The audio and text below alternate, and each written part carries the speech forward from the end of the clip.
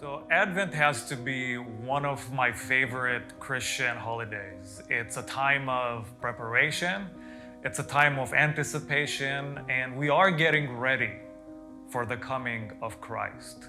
See, the word Advent comes from the Latin word adventus, which means the coming or the arrival.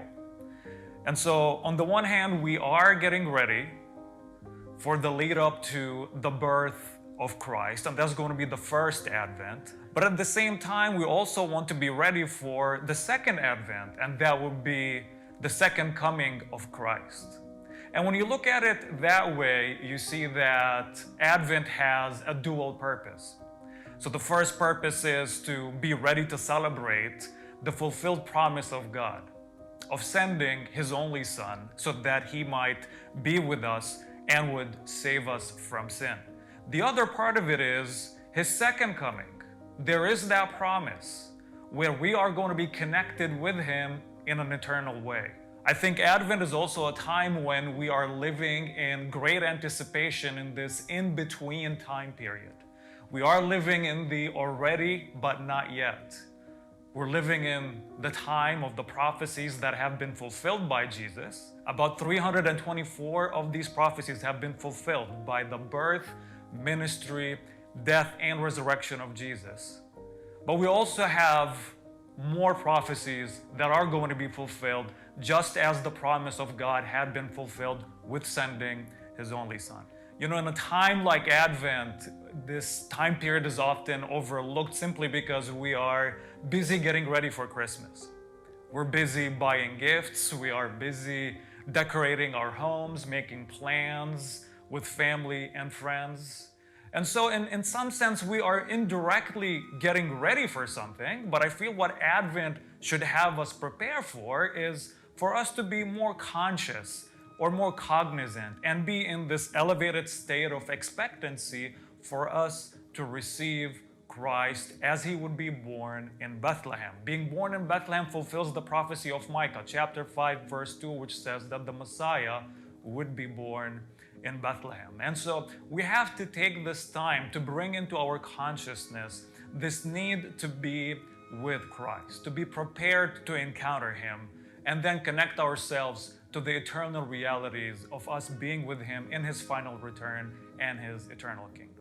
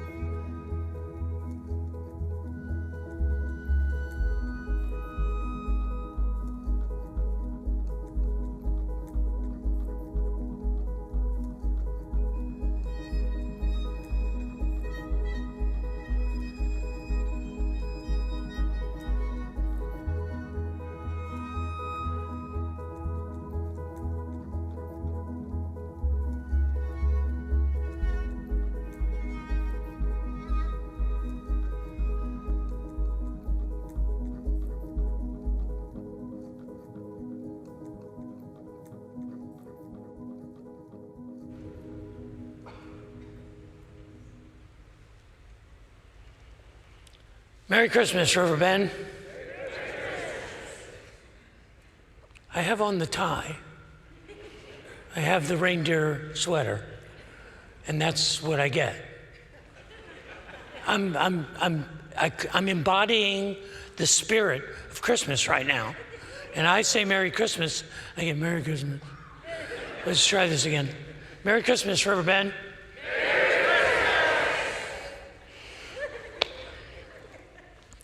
His name is Alex Honnold. And Alex Honnold is considered by many to be the greatest living free climber in the world.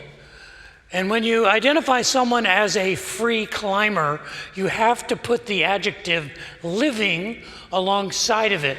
Because free climbing is exactly how it sounds. It is climbing vertical surfaces, buildings or cliffs or walls, and not using any climbing assistance, no tools, no pitons, no ropes. It's just with your hands and feet.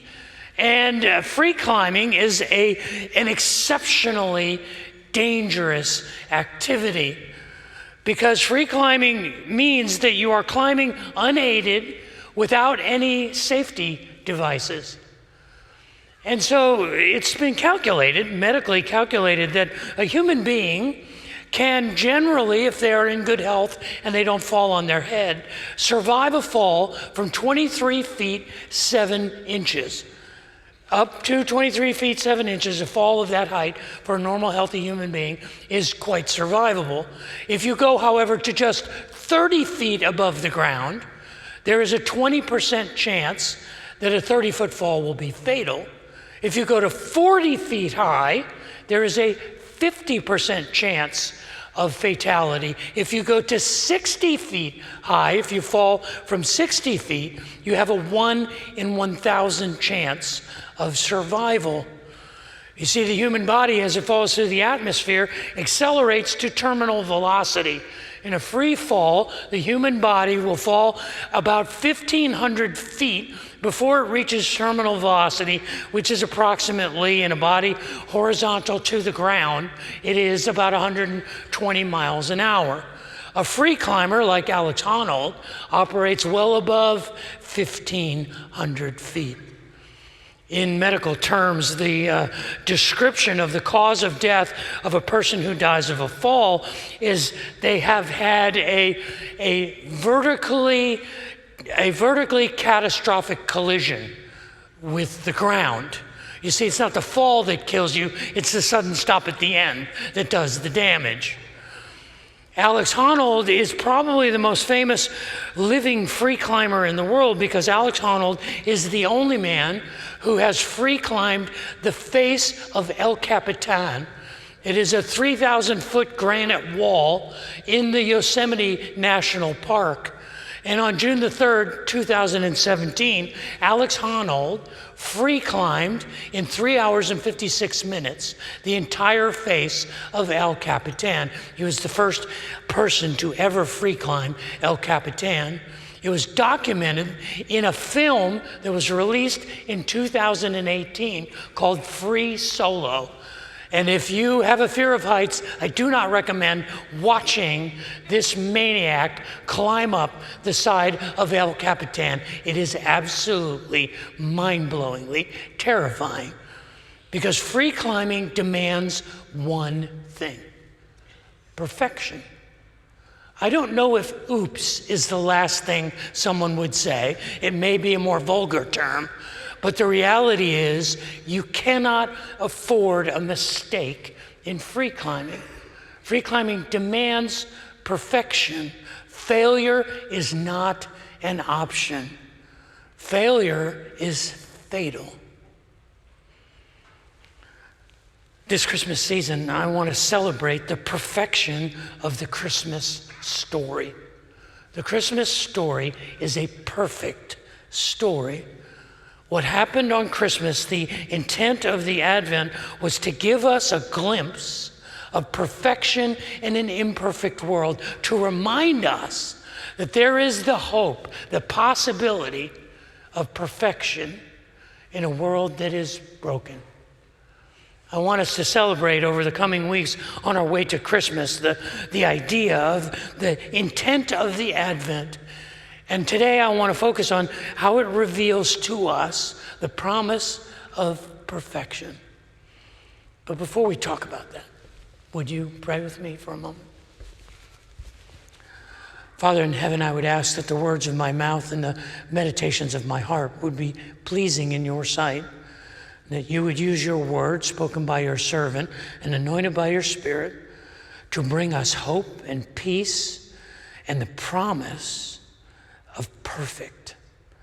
Pray that for myself and for my family, for all of us here, for I ask that in Jesus' name. Amen. Perfection is rare, not impossible, but rare.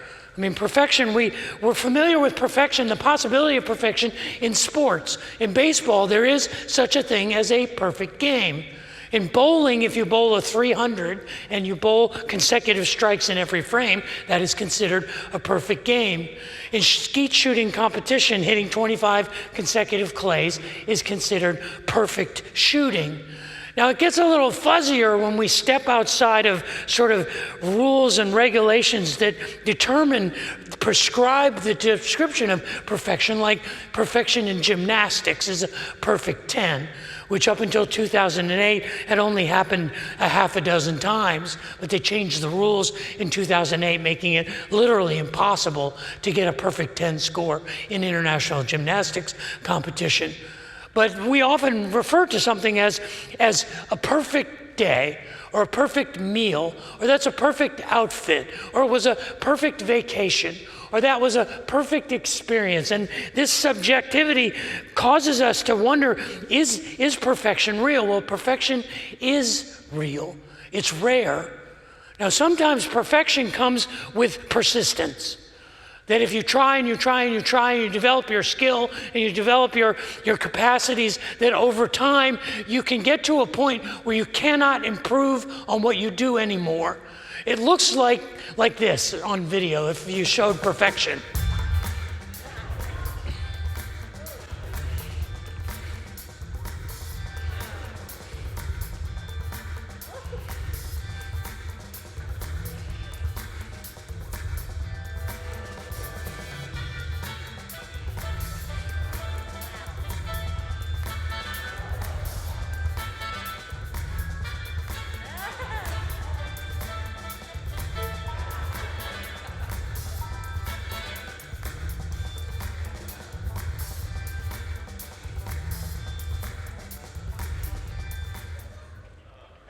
It's a group of guys called Dude Perfect, and they do those things hundreds and hundreds of times, and then they get it perfect one time.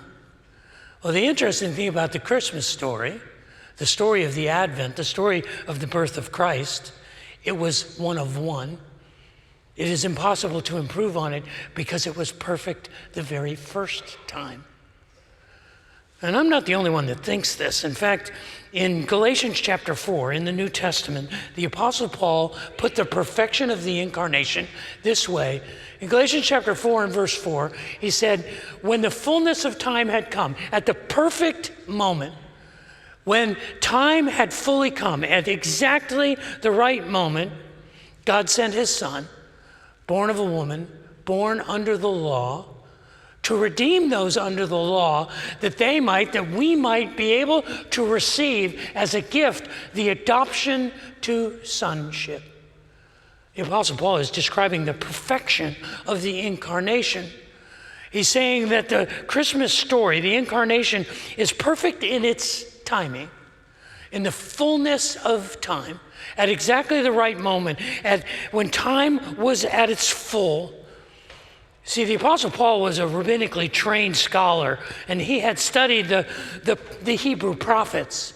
And throughout the Hebrew prophets, as Dr. Elias had said, there are 384 prophecies that were fulfilled in the birth and the life and the death and the resurrection of Christ. But there were some very specific prophecies in the book of Isaiah and the book of Daniel in particular that predicted the coming of the Messiah.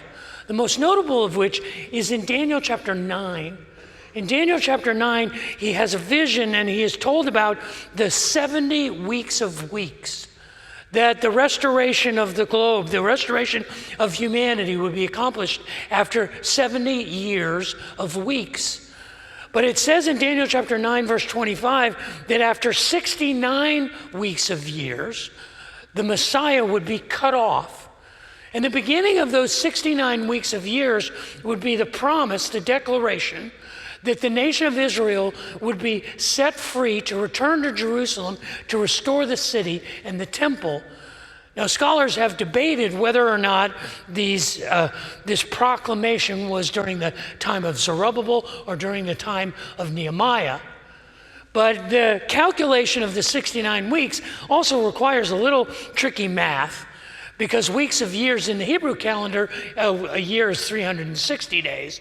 In our Western calendar, it's 365.25 days. And so do you make the calculation in weeks in Hebrew years or in Western years? If you make it in Western years, it's 483 years or 173,880 days. And if you make the calculation that Paul may have made, that the declaration to return to Jerusalem to rebuild the city and the temple was given to Nehemiah, you can solidly date that as March the 4th, 444 BC. If you calculate then forward 173,880 days on the Hebrew calendar, that brings you to March 29th, 33 AD, the day that some scholars believe Jesus entered Jerusalem on the triumphal entry on Palm Sunday. Now, the Apostle Paul obviously had made some calculations and believed that the fullness of times was predicted by the prophets. But I don't think that was all that he considered when he said that the precision, the perfection of the incarnation was that it was exactly the right time, because it was also exactly the right time historically. You see, he was living in the middle of what was a period of time called the Pax Romana. There's a 200-year window right around the time of the birth of Christ where the Roman Empire had so dissuaded its enemies from attacking it that they had almost 200 years of peace. And during that time, the Romans turned their attention to building the infrastructure of their empire, the aqueducts and the roads. They even created a mail system so that you could write letters in one part of the empire and they would be carried to another part of the empire by a service. None of this existed before in history. It was the Roman Empire that began to solidify the political stability of the Western world. If you add to that the rise of philosophical thought that began with Aristotle and Socrates and Plato and the Greeks, and actually the formation of the Greek language, which for the first time in human history had the ability to articulate abstract concepts like human consciousness or metaphysical thought. And the Greek philosophers were laying the foundations at the perfect time for the conversations that Jesus would engage in his teaching.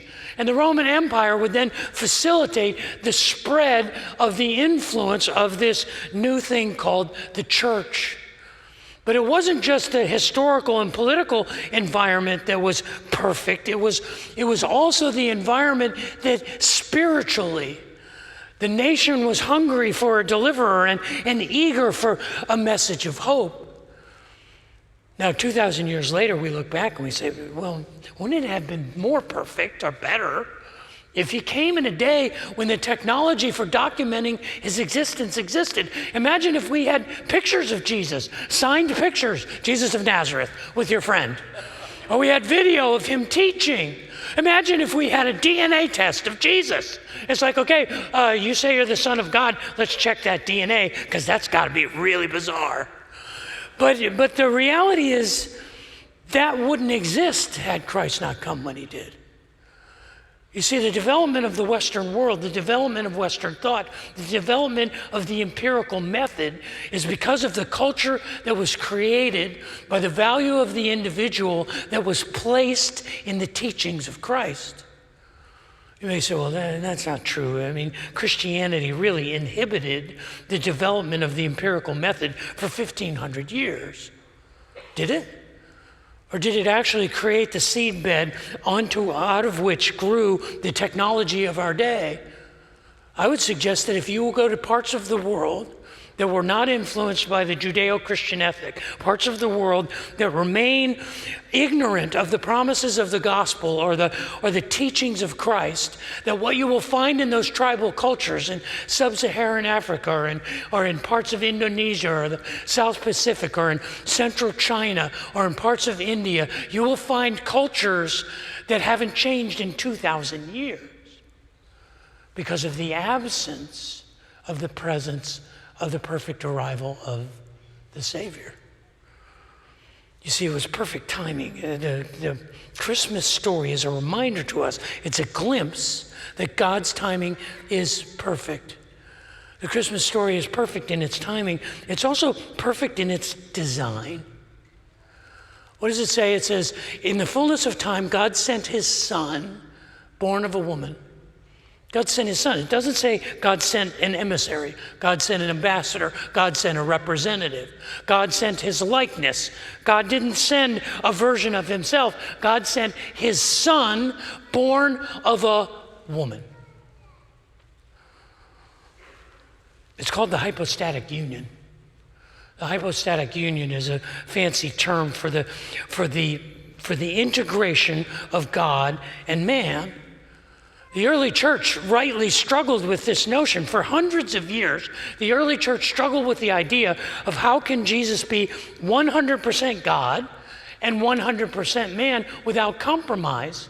Because no one or nothing can be 200% of anything. And so over the first few centuries of the early church, there were heresies. There were theories that arose, the Nestorian heresy and the Eutychian heresy about Christ being just the image of God, or Christ just being sort of a form of God. They didn't really struggle with his deity. They struggled with how could he be a full human. And so the church got together. It was in 451 AD in the city of Chalcedon in Turkey. And they came together, 500 of the leaders throughout the Roman Empire, or the vestiges of the Roman Empire, came together to say, we have to clarify what this doctrine is. We have to codify how Jesus can be God and man. And they wrote what is preserved today to be the Chalcedonian Creed. And this is what they said. Jesus is recognized in two natures, without confusion, without change, without division, without separation, the distinction of natures being in no way annulled by the union, but rather the characteristics of each nature being preserved and coming together to form one person in subsistence. Blah, blah, blah, blah, blah. Basically, what they were saying is we can't explain it. We just believe that it's true, that Jesus was, in fact, fully God and fully man. But that's not the most important thing in the design, the perfection of the design of the incarnation. It says that God sent his son to be born of a woman. The thing that makes the story of the incarnation perfect is that God sent his son. Jesus was someone's child. He was born of a woman, so that he fully entered into the human experience from the very initiation of his incarnation. That he was fully engaged with the experience of life. And if we know anything, psychologically speaking, the greatest formation of human character has to do with the environment in which you're raised. Psychologically healthy people are raised in psychologically healthy environments because they learn about what love is by being loved. God sent his son born of a woman. And the perfection of the design is that it wasn't just a representative of God or a representative of man. It was one who was fully God and fully man. It was perfect. The Christmas story is perfect in its timing. It's perfect in its design, and it's perfect in its execution. Is anybody here a fan of the sport of cricket? Anybody? In a room full of people, we got one fan of cricket? Two fans of cricket? That's more than I expected. 3? We have 3? Cricket is the least popular sport in the world. It is also the most boring sport in the world. I've tried to watch cricket. I can't watch it because cricket originally was played over the course of 5 days. A game lasted 5 days. They didn't have timeouts. They had bedtime. They had lunchtime. They had dinner time. They would just be in the middle of the game and go, I'm hungry. Okay, let's take a break for 6 hours and get back to the game. But you don't understand cricket unless you understand the rules of cricket. You see, the thing that helps us to appreciate what perfection is, we have to understand what we're comparing it to. If you don't understand the rules of cricket, you can never understand what's happening in cricket. It's much like if you went to the ballet and you didn't understand how difficult the moves were that the dancers were executing. If you never understood the rules of music and what makes music sound pleasing or sound displeasing, when people were playing the right notes, it's because we understand the rules. What does the Apostle Paul say about the perfection of the execution of the incarnation? He says he was born under the law. The law is the law of Moses. And the law of Moses had two purposes. The first purpose was to create the superstructure and the architecture of civil society, to say, here are the rules for behaving with one another. Here are the definitions of what is right and what is wrong, what is good and what is evil. And in that architecture, God was saying, this is the structure in which, these are the rules of the game. This is the structure in which you will behave. And that structure came, and Christ came and said, I can keep every one of those rules. In fact, in Matthew chapter 5, in the Sermon on the Mount, he makes an astonishing statement in verse 17. He says, don't think that I have come to abolish the law and the prophets. I have come to fulfill them. I have come to perfectly fulfill the law and the prophets. And he doesn't fulfill the law of Moses. He takes it to the next level. For example, he says, you have heard it said, you shall not commit murder. But I tell you, if you hold a grudge against or you're angry with your brother, or if you call them a fool, you are equally guilty of murder. You've heard it said you shouldn't commit adultery, he says, but I tell you that if you look on another person with lust in your heart, you are guilty as if you had done it. And he's raising the bar and he's saying, I am keeping the law perfectly. And the first reason that he was born under the law was to give us the example of what a perfect life looked like. The second was to rescue us from our imperfection. Because the second purpose of the law was to reveal to us our shortcomings so that we would know we need a Savior. If you never know that you're doing anything wrong, you never know you need to be rescued. But if you, by comparison, are imperfect, you need someone who will rescue you from your imperfection. And the only one who can do that is one who is perfect. And in this way, the promise of the Christmas story is that it is perfect in its execution. And I use the word execution poetically. It is perfect in the way that it was carried out. He was born under the law that he might redeem those under the law. That's us. It was perfect in its timing. It was perfect in its design. It was perfect in its execution. And it's perfect in its outcome. He says there in Galatians chapter 4, verse 5, he says that we might receive the adoption of sons, the adoption to sonship. And in our hyper-politicized culture, you might hear that and go, well, that's misogynistic. That's patriarchal. Receive the adoption to sons, okay. Ooh, sons are better than daughters. That's not what he's saying at all. What he's saying in the structure of inheritance, the position of privilege is the firstborn son. This was not just the tradition in Hebrew culture. This was the tradition in every culture in human history. The position of privilege was to be the firstborn son. In Hebrew culture, the firstborn son received 2/3 of the inheritance of the estate, and the other third was divided among all the other siblings. The position of the firstborn son was a position of privilege. It was a position of authority. And the promise of the incarnation is that the outcome of this perfect event is that we are invited to be considered privileged, to be considered as adopted sons. Adoption is not something that you arrange for yourself. Adoption is something that happens for you, that happens to you because of the benevolence of another. And the outcome is perfect. It's a way of measuring and reminding us of the privilege that we have to exist as the children of God. See, this is the perfection of the incarnation. The perfection of the incarnation is perfect in its timing, in the fullness of time, at exactly the right moment. And it's perfect in its design. God sent his son, born of a woman. He didn't send an ambassador. He didn't send a representative. He didn't send an emissary. He didn't send a figment of himself. He sent his son, born of a woman, entering into our experience.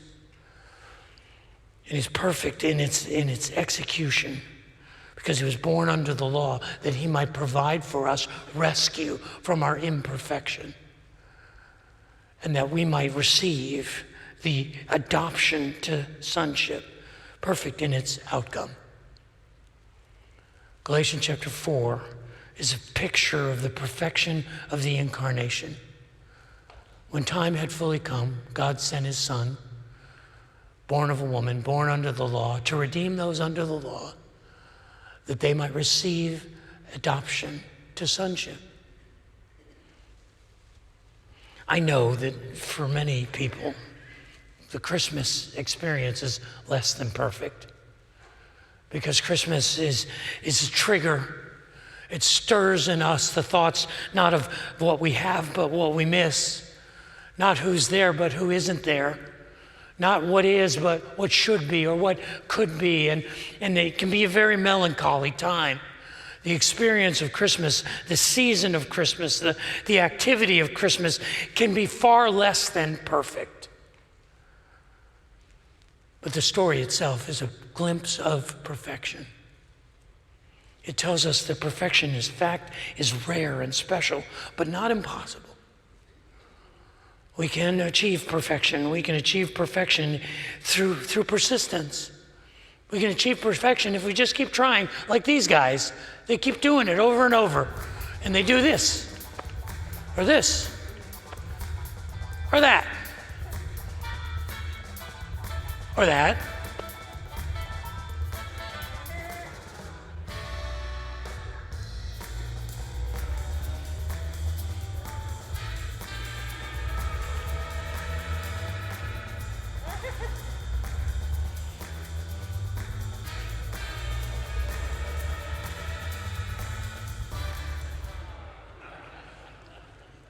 With practice, perfect is possible.